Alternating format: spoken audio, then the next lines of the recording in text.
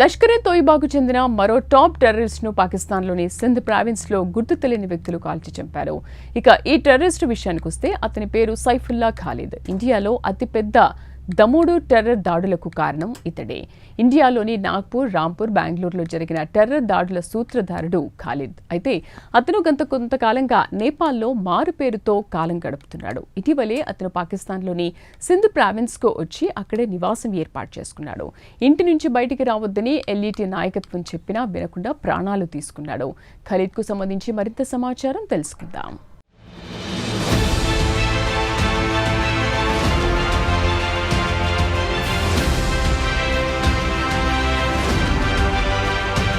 పాకిస్తాన్కు చెందిన terror group Lashkar-e Taiba ప్రస్తుతం పలు రకాల ఇబ్బందులను ఎదుర్కొంటోంది. ఇటీవల కాలంలో ఇండియాపై టెర్రర్ దాడులు చేసిన వారిని గుర్తు తెలియని వ్యక్తులు కాల్చి చంపుతున్నారు. దీంతో ఎల్ఈటీతో పాటు ఇతర టెర్రరిస్టుల్లో వణుకు మొదలైంది. ఈ టెర్రరిస్టుల హత్యల వెనుక ఇండియా హస్తం ఉందని పాకిస్తాన్ బలంగా నమ్ముతోంది. ఇక సైఫుల్లా ఖాలిద్ విషయానికొస్తే ఇండియా పలు హై ప్రొఫైల్ టెర్రర్ దాడులకు సూత్రధారుడు. కాగా గుర్తు తెలియని వ్యక్తులు సింధ్ ప్రావిన్స్లోని మాట్లీ నగరంలో ఆదివారం 2006లో నాగపూర్లో ఆర్ఎస్ఎస్ ప్రధాన కార్యాలయంపై దాడిలో ప్రముఖ సూత్రధారుడు. అలాగే 2008లో ఉత్తరప్రదేశ్లోని రాంపూర్లో సిఆర్పీఎఫ్ క్యాంపుపై జరిగిన దాడిలో సూత్రధారుడు. వరుసగా 3 సంవత్సరాల పాటు ఇండియాలో పెద్ద ఎత్తున దాడులకు కుట్ర పన్నాడు. ఈ దాడుల్లో పలువురు అమాయకులు ప్రాణాలు కోల్పోయారు. అటు తర్వాత నుంచి ఇండియాలో ఎల్ఈఐ కార్యకలాపాలు బాగా పుంజుకున్నాయి.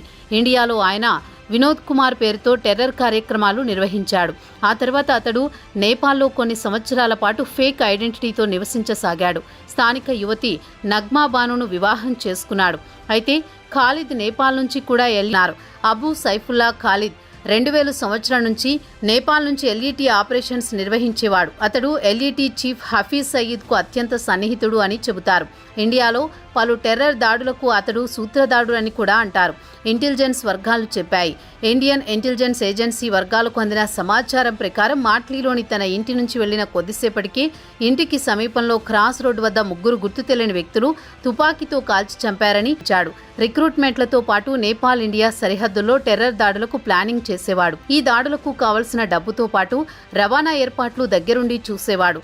ఇక ఎల్ఈటీకి చెందిన top commanders Azam Cheema alias Babaji Yakub LET chief అకౌంటెంట్లకు సన్నిహితంగా ఉండేవాడు.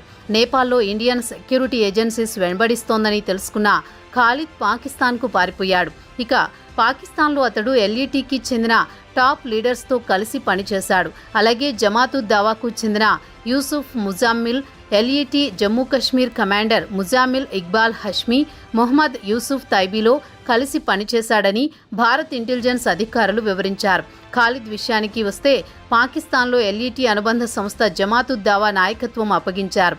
పాకిస్తాన్లోని హైదరాబాద్, సింధు ప్రాంతంలో ఫ్రెష్ క్యాడర్ను రిక్రూట్ చేయడంతో పాటు జేయూడీ కోసం నిధులు సేకరించాలని ఎల్ఈటీ చీఫ్ హఫీజ్ సయీద్ బాధ్యతలు అప్పగించారు.